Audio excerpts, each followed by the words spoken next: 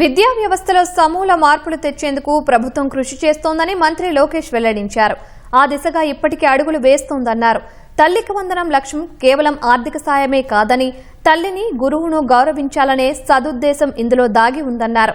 ప్రతి ఒక్కరి జీవితంలో ఇద్దరు దైవాలు ఉంటారని, మొదటి దైవం తల్లిదండ్రులైతే రెండో దైవం గురువు అనే విషయం అందరూ గుర్తుంచుకోవాలన్నారు. రంపచోడవరంలో నిర్వహించిన మెగా పీటీఎంలో ముఖ్యమంత్రి చంద్రబాబుతో కలిసి లోకేష్ పాల్గొన్నారు.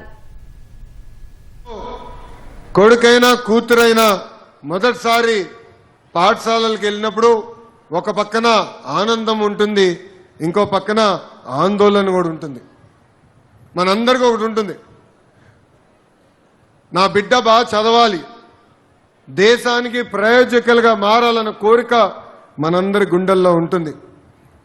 ఆ కార్యక్రమాన్ని, ఆ కళను నిజం చేసేదానికే ఈరోజు మెగా పేరెంట్ టీచర్ మీటింగ్ ప్రభుత్వం అధికారికంగా నిర్వహించడం జరుగుతుంది.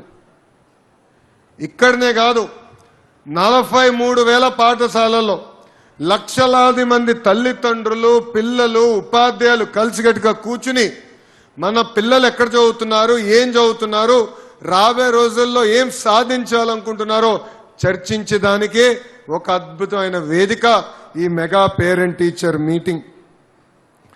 నేను విద్యాశాఖ మార్చులైనప్పుడు గౌరవ ముఖ్యమంత్రి గారు ఒకే ఒక హామీ ఇచ్చా, ప్రభుత్వ పాఠశాలలకి పూర్వ వైభవం తీసుకొచ్చే బాధ్యత నేను తీసుకొస్తానని ఆనాడు గౌరవ ముఖ్యమంత్రి గారు నేను హామీ ఇస్తాను జరిగింది.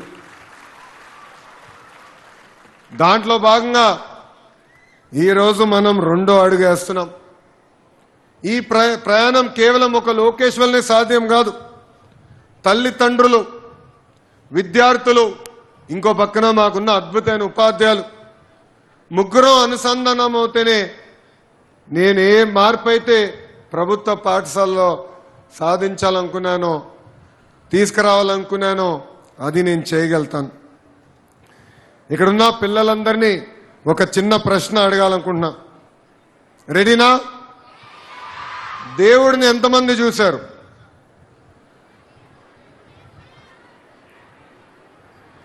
చూడకపోయినా మనం దేవుడు నమ్ముతున్నాం కదా. ప్రేమ ఉన్న చోటే దేవుడు ఉంటాడు, సేవ ఉన్న చోటే దేవుడు ఉంటాడు, త్యాగం ఉన్న చోటే దేవుడు ఉంటాడు.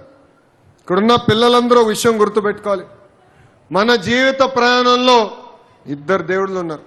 ఒకటి మన తల్లిదండ్రులు, రెండోది మన ఉపాధ్యాయులు.